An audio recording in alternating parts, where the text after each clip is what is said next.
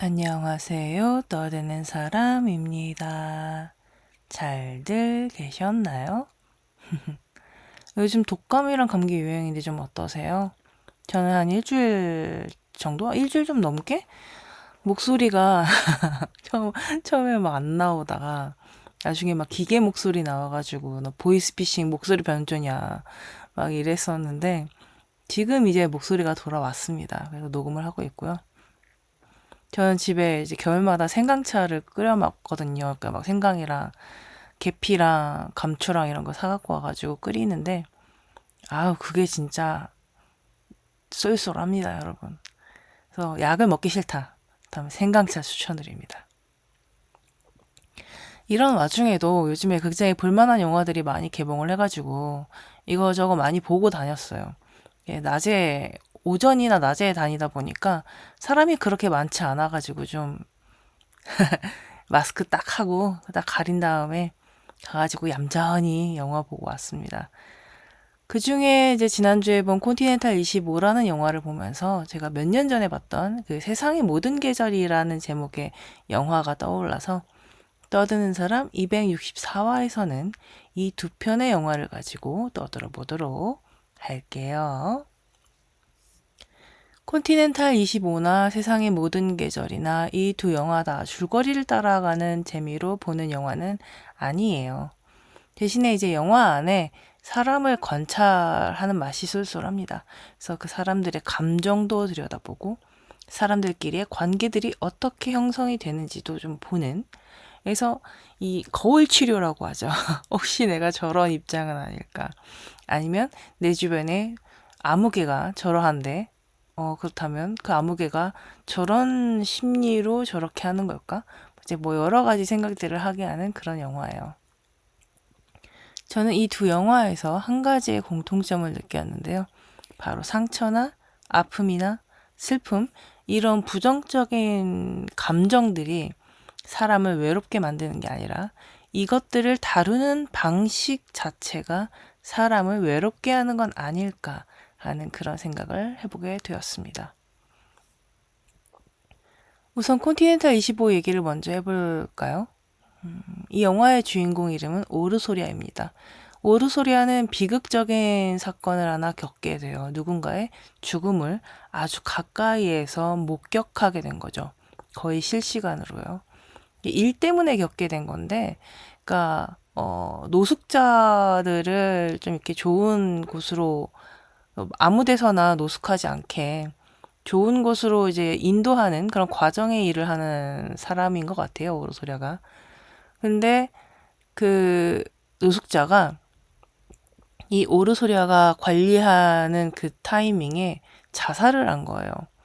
그래서 이제 그런 것들을 눈앞에서 목도하게 되는데, 뭔가 죽음이라는 것도 그렇게 쉬운 건 아닌데, 이런 식으로 뭔가 내가 상상하지도 못한 곳에서 어떤 대비나 아니면 마음의 준비 이런 것도 없이 눈앞에서 직접 그런 걸 보고 겪어야 한다면, 그건 정말 굉장히 큰 데미지라는 건 두말할 것도 없을 거잖아요.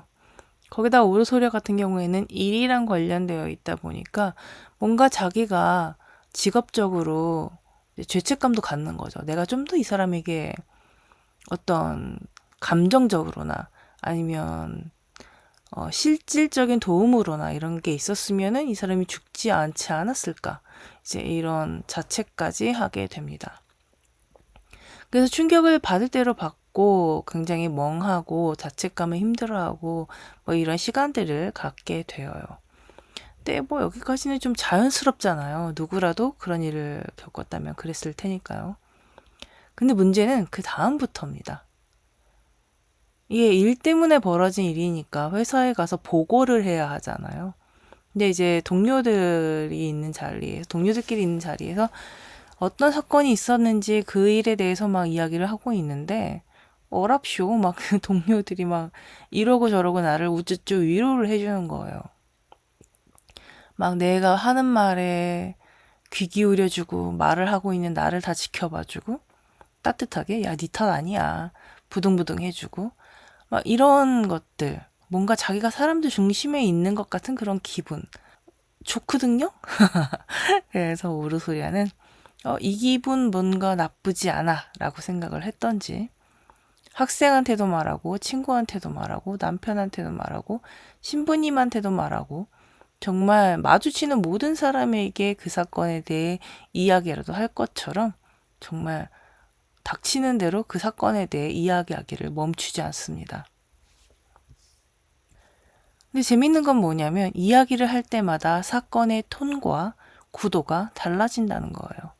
처음에는 그냥 나 일 때문에 이렇게 갔는데 이런 사건이 있었어. 이렇게 막 그래서 나 충격 받았어.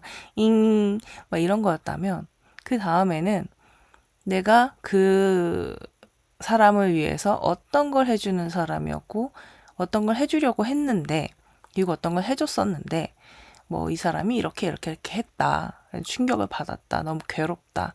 이렇게 막 자기가 뭔가 해줬다는 거를 밑밥을 깔면서 어쩌고 저쩌고 이야기를 덧붙여요.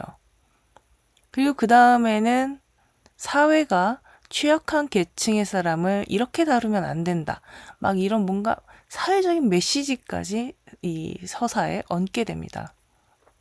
그리고 결국에는 그래서 내가 이 일을 겪으면서 뭔가 깨달은 게 있다. 내가 다음에 어떤 일을 겪게 되면 난 이렇게 대처할 거야. 뭐 이런 뭔가 다짐? 이런 메시지까지 완벽하게 서사 구성을 완성하게 됩니다. 그러니까 뭔가 그 자살 사건으로 인해서 상처나 슬픔이나 충격은 이제 오르소리아에게 별 상관이 없는 거예요. 그냥 그 사건은 내가 사람들에게 뭔가 전달해야 하는 하나의 컨텐츠가 된 것뿐이었습니다.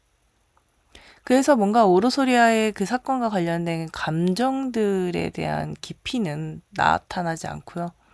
그 사건의 이야기, 그러니까 사건의 서사만이 디테일해지고 깊어지게 됩니다.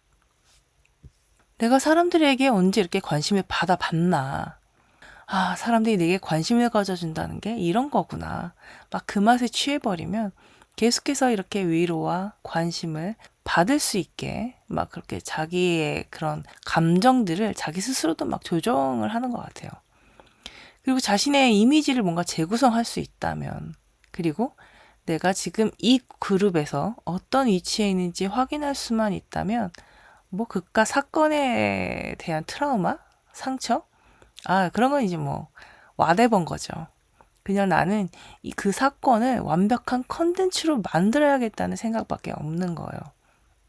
그래서 보통은 사람이 어떤 사건을 겪어서 뭔가 상처라던가 슬픔이라던가 아픔이 생겼을 때 위로를 받게 되는 목적이 그런 충격이나 상처를 완화시키고 뭔가 이게 긍정적인 에너지를 다시금 채워서 내가 앞으로 나아갈 수 있는 추진력이 될 수 있게 해주는 그런 밑바탕을 깔아주는 게 위로의 목적이라고 한다면, 오르소리아 같은 경우에는 그런 위로의 목적은 전혀 없는 건 거예요.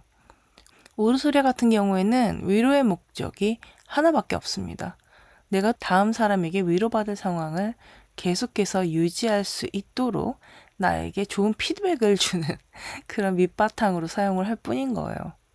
그러니까 내가 어떤 위로를 받아서 내가 어떻게 나아져야겠다가 아니라 상대방의 반응을 바탕으로 다음 사람에게 더 나은 스토리텔링을 하려고 하는 거죠. 근데 말씀드렸다시피 이런 자기가 받은 어떤 큰 사건, 충격 이런 것들을 바탕으로 스토리텔링을 하려면 기본적으로 자기가 연기가 탑재되어야 되잖아요. 내 기분. 그러니까 자꾸 스스로 자기 연민을 끝없이 끄집어냅니다. 나 그때 충격받았잖아. 나 그때 슬펐잖아. 힘들었잖아. 괴로웠잖아. 내가 이러이러 했잖아. 내 감정이 지금 너무나 심연에 빠져 있다. 이런 자기 연민을 끝없이 연료처럼 집어넣으면서 스토리텔링을 완성하고 다음 사람에게 그 사건에 대한 이야기를 구성하는데 그 컨텐츠를 완성해 가거든요. 그런데 이런 유형의 사람은 실제로도 존재하지 않나요? 저는 있는 것 같아요. 그리고 사실은 생각해 보면은 어쩌면 제 자신이 그런 사람인 경우가 있었던 적도 있었던 것 같아요. 그러니까 왜 그렇게밖에 감정을 드러낼 수밖에 없을까 생각을 해봤죠. 궁금하잖아요. 딱 끝날 수 있는 감정을 자기 연민이라는 건 자기 스스로도 자기를 핥히는 건데 그걸 왜 계속 해가면서 그렇게 상대방과 연결이 되고 싶어 할까요? 근데 뭐 딱히 그런 이야기들을 한다고 해서 어느 누구와 막 관계가 되게 깊어지는 것도 아니잖아요. 이 영화에서도 오르소랴의 이야기를 다 들어주고 부둥부둥 우쭈쭈쭈 해주지만 뭐 누구 하나 특별히 도와주거나 이렇다 할 실질적인 도움의 이야기를 해주는 사람은 별로 없거든요. 그러니까 예를 들면 이거 제가 쌉 튀어서 그럴 수도 있는데 만약에 저한테 와서 이런 얘기를 했다. 그러면 저는 오르소리의 손을 잡고 우리 병원부터 가보자. 너의 트라우마를 고쳐야겠다. 이렇게 했을 거예요. 근데 사실상 오르소리아가 바라는 거는 지금 저 같은 반응은 아니잖아요. 저처럼 손을 잡아 끌고 병원에 같이 가줄게. 병원 추천해 줄게. 이런 게 아니라 그냥 오르소리가 하는 그 모든 말을 그냥 잘 듣고 오고 오고 그랬죠? 우리 오르소리아 힘들었죠? 이렇게 해주는 사람들이 있기를 바라는 거잖아요. 그래서 이 오르소리아가 만나는 사람들 중에 친구가 한 명 있는데 그 친구가 오르소리아 이야기를 듣더니 야야 난 더한 일이 있었어 이러면서 오르소리아의 말을 끊고 자기가 겪었던 일들을 막 쏟아내기 시작합니다. 자기네 집에도 노숙자가 몰래 숨어들어 사는데 그 노숙자가 한 일에 대해서 막 끝없이 막 얘기를 하면서 자기가 뭘 겪었는지 막 얘기해요. 근데 오르소리아는 지금 자기가 얘기하고 싶을 타이밍인데 지금 친구한테 선수를 뺏겼잖아요. 근데 그 친구의 말을 제대로 들어주는 게 아니라 어떤 리액션을 해주거나 반응을 해주는 게 아니라 계속 폰을 뒤적거립니다. 그리고 그냥 주변을 이렇게 막 봐요. 딴청을 피우는 거죠. 폰이나 뒤적이면서 썩은 표정을 지으면서 그렇게 딴청을 하는데 저는 그 장면이 너무 웃기더라고요. 그러니까 얼마나 막 머릿속에는 자기가 지금 내뱉고 싶은 말이 막 하나부터 100까지가 쭉 있을 거 아니에요. 근데 지금 그 친구가 선수를 쳐가지고 자기가 그 말을 못하고 있어.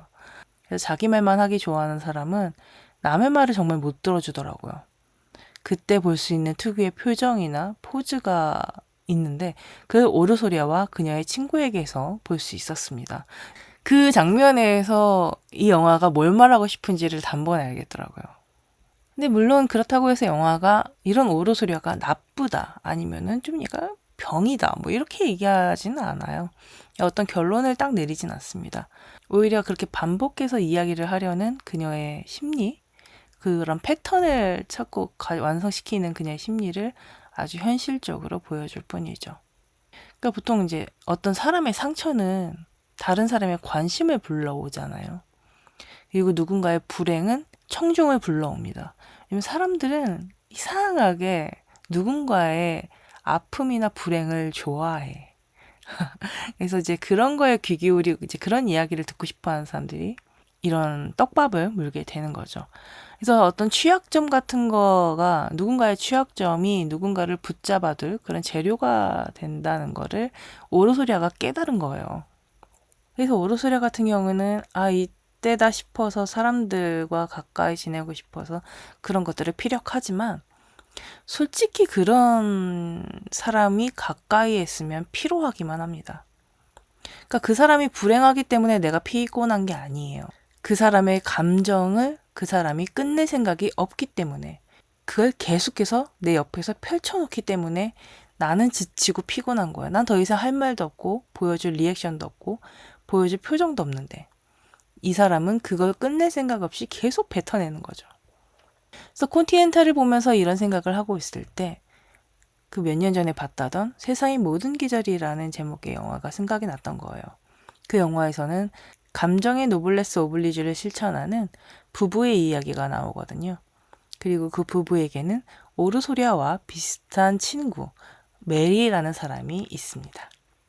메리에게도 슬픔이 있고 결핍이 있고 위태로움이 존재해요. 세상의 모든 계절이란 영화의 주인공은 톰과 제리 이 부부인데 이 부부가 모든 면에서 풍족했기 때문에 자기네들은 감정적으로 결핍을 가질 게 없는 거예요. 그래서 이 감정적인 노블레스 오블리주를 실천하고자 그리고 자신들이 이 상담을 해주는 직업을 갖고 있기 때문에 사람들은 그 부부에게 무언가를 이야기하는 걸 굉장히 좋아합니다. 근데 보통은 그런 거를 주고받고 하면서 대화를 하죠. 근데 메리 같은 경우에는 일방적으로 쏟아냅니다. 메리한테는 자기 얘기를 들어줄 만한 좋은 비빌 언덕이었던 거예요, 이 부부가. 그래서 그 부부를 주기적으로 찾아가서 자신이 갖고 있던 감정, 그리고 자신이 갖고 있던 이만큼의 하고 싶은 내 얘기들을 막 쏟아내요. 나 너무 외로워, 나 너무 힘들어, 이런 자기 토로부터 시작해서 내가 이렇게 중년의 나이를 먹었지만 그래도 보기엔 20대 같은가 봐. 어떤 젊은 남자가 나한테 말을 걸었잖아. 이런 식으로 되게 쓸데없는 하나만한 소리들을 계속 늘어놓으면서 부부에게 질척거립니다. 오르소리아가 슬픔을 서사화했다면 메리는 외로움을 관계 유지 장치로 사용하고 있었어요. 그래서 그 사용 방법에는 어느 정도 둘 다 차이가 있었지만 기본적으로 감정을 소비한다는 공통점을 갖고 있는데, 그런 감정이 한창 살아있을 때, 그러니까 내가 한창 슬플 때, 내가 한창 외로울 때 그걸 쓰는 게 아니라 이미 나의 슬픔은 저만치 가버렸어. 내 그 슬픔이라는 감정 묵힐 대로 묵혔어. 이 사람을 내 옆에 앉혀두려고 내가 뭔가를 계속 말하고 이 사람이 나에게 귀 기울이게 하고 싶어서 그런 묵힐 대로 묵힌 감정에 대해서 재탕, 삼탕, 사탕 하는 거예요.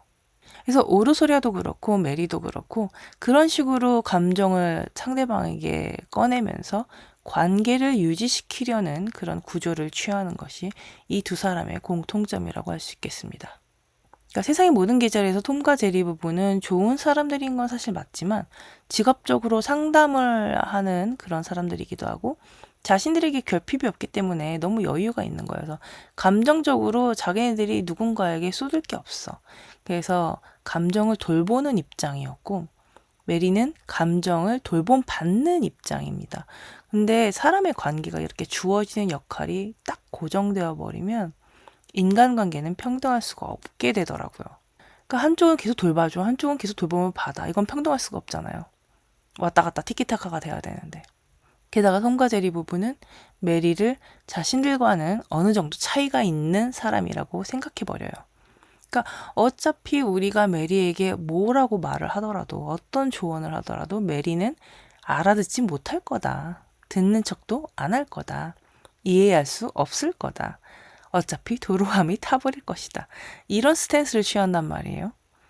그래서 메리에게 자신들의 말을 특별히 전하지 않습니다. 그냥 메리가 일방적으로 막 전달을 하는 것 뿐이에요. 그래서 메리는 자신의 감정을 톰과 제리 부부와의 관계를 위해 쓰는 게 아니라 내가 막 뱉고 싶은데 그걸 들어주는 사람일 뿐인 거죠. 일방적으로 그렇게 드러내기만 하는 그 잘못된 방식으로 계속 스스로를 고립시키게 됩니다. 근데 톰과 제리 부부가 아무리 여유가 넘치는 부부라 해도 이 좋은 말도 한두 번이지 얼마나 듣기 싫고 귀찮겠어요. 그래서 어느 순간 결국은 손절당하게 되는 거죠. 그래서 그런 일방적으로 드러내기만 하는 잘못된 방식이 스스로를 고립시키고 오히려 관계를 끊어버리게 만들어 버리는 겁니다. 콘티넨탈 25 같은 경우에는 여기서 한 걸음 더 나아간 모습을 보여줘요. 감정이 어떤 너와 나의 관계 안에서만 쓰이는 게 아니라 사회적 자원이 됐다는 걸 보여줍니다. 그러니까 아까 콘텐츠화를 시켰다 했잖아요. 감정은 말할수록 콘텐츠가 되는 거예요. 그리고 공감은 반응이 되는 거죠. 좋아요 누르고 싫어요 누르고 슬픔 누르고. 그래서 뭔가 희석시켜야 되고 나눠야 하는 슬픔과 분노라는 이런 감정들이 일종의 포맷을 갖게 되는 거예요. 그래서 타인의 불행 역시 공감률로 평가를 하게 되는 거고요. 그러니까 내가 이걸 누군가와 나누는 게 아니라 위로와 고통을 덜어주는 어떤 솔루션이 아니라 계속 고통을 이야기해서 상대방의 공감을 받고 반응을 받는 콘텐츠가 되는 거죠. 그래서 이런 콘텐츠를 만드는 하나의 동기가 되는 게 또 고통이 되는 거예요. 고통이 있어야 콘텐츠를 만들고 콘텐츠가 있어야 사람들의 공감을 받게 된다. 이런 시대의 이야기를 하고 있는 거죠. 콘티넨탈 25는. 그래서 오르소리아는 마지막에 가족들과 새로운 도시로 여행을 떠나게 되는데 이게 뭐 어떤 오르소리가 이제 그런 감정 소비하는 거를 그만둔 것인가 이렇게 이야기하는 뭐 그런 결론은 없습니다. 그래서 어떻게 해결됐다거나 나아졌다거나 이런 이야기는 없고요. 오르소리아 자체도 자신의 감정을 정리하지 않았어요. 그래서 예상컨대 오르소리아는 아마 새로운 여행, 그러니까 새로운 도시로 여행을 가지만 그 새로운 곳에 가서 만나는 새로운 사람들을 새로운 청중들로 맞이하게 될 거라고 생각해요. 또 거기 가서도 떠벌리겠죠. 제가 여기 여행을 왜 왔냐면요. 막 이러면서. 근데 이건 사실 너무 공포스럽지 않나요? 그러니까 개인의 감정이라는 것이, 누군가의 감정이라는 것이, 나의 감정이라는 것이 그 감정 그대로가 아니라 되게 엄청 비정상적으로 뒤틀렸잖아요, 지금. 누군가에게 보여주기 식으로, 누군가에게 공감을 받기 위해서 나의 감정을 소비시키는 그런 것들이 되었으니까요. 우리는 감정을 어떻게 사용하고 있을까요? 그러니까 저는 좋다고 생각해요. 내가 이런 일이 있었어. 그래서 화가 났고 기분이 좋고 좋다고 생각해요. 심지어 저는 글을 쓰는 걸 좋아하다 보니까 미주얼, 고주얼 이런 거 저런 거 많이 콘텐츠화 시켜서 쓰기도 하고 만들기도 합니다. 근데 이런 감정을 전시하는 것 자체보다 그 감정을 어떤 목적으로 말하는가, 이 사람마다 달라진다고 생각해요. 그러니까 내가 어떤 슬픔이라는 감정을 드러냈을 때 가까워지는 사람이 있는가 하면, 슬픔을 드러냈을 때 사람들이 오히려 멀어지는 사람들이 있습니다. 이 두 가지의 차이는 내가 이 슬픔이라는 감정을 너와 나의 관계를 위해 썼는지, 아니면 저 사람을 내 옆에 붙여두기 위한 소유를 위해 썼는지, 그 차이가 아닐까 싶기도 하네요. 그래서 오르소리아도 그렇고 메리도 그렇고 결국은 사람들과 연결되고 싶고 공감받고 싶어서 그런 행위들을 하게 되는데요. 사람들이라면 다 대부분 그렇겠죠. 그래서 우린 온라인에서 관종들도 많이 보잖아요. 누군가가 자신을 이해해 주길 바라면서, 누군가가 자신들과 함께 공감해 주고 댓글을 달아주고 함께 어울려 주길 바라면서 그렇게 하는 걸 텐데, 누군가와의 연결 방식에 내 감정을 생존 방식으로 사용하면 상대방은 무조건 알 수밖에 없습니다. 그러면 벽이 생기겠죠. 저 사람은 뭔가 부담스럽거나 뭔가 특별한 목적을 가지고 나에게 접근하는 것이 너무 티가 나기 때문에 이미 손절 치는 거예요. 나 피곤해질 것 같으니까 저 사람이랑 친해지면. 그래서 그런 벽을 만들게 될 거죠. 삶에서 어떤 감정은 나누어야 하고, 어떤 감정은 다루어야 하고, 어떤 감정은 더 나아갈 거 없이 적당히 멈춰야 하고, 어떤 감정은 굳이 끄집어낼 거 없이 스스로 안고 있어야 하는 그런 부류들이 다 나눠져 있는 것 같아요. 그래서 내 감정들에 대해 내가 먼저 알고 있어야 내가 그걸 어디에 어떻게 누구에게 어떤 용도로 쓸지도 잘 알 수 있을 거라고 생각합니다. 특히나 오르소리아나 메리처럼 타인과 연결을 원하고 있다면 일방적으로 내 감정을 쏟아내는 것, 그리고 상대방을 붙들어두기 위해서 내 감정을 쏟아내는 것에 올인하지 말고 상대방의 이야기에도 귀를 기울이고 뭔가 서로 주고받을 수 있는 그런 방법들을 추구해 봐야 될 것 같아요. 그럼 이렇게 떠드는 사람 264화 감정을 잘못 쓰는 사람들 콘티넨탈과 세상의 모든 계절편을 마치도록 하겠습니다. 다음 265화에서는 어떤 이야기로 떠들지 기대해 주시고요. 영화나 드라마에 대해 하고 싶은 이야기, 듣고 싶은 이야기, 대신 봐줬으면 하는 작품들에 대해서는 이메일 sayloveU sayloveuu @gmail.com이나 팟빵, 애플 팟캐스트, 스포티파이, 유튜브, 인스타 떠든 사람 채널에 남겨주세요. 그럼 265화에서 만날게요. 안녕!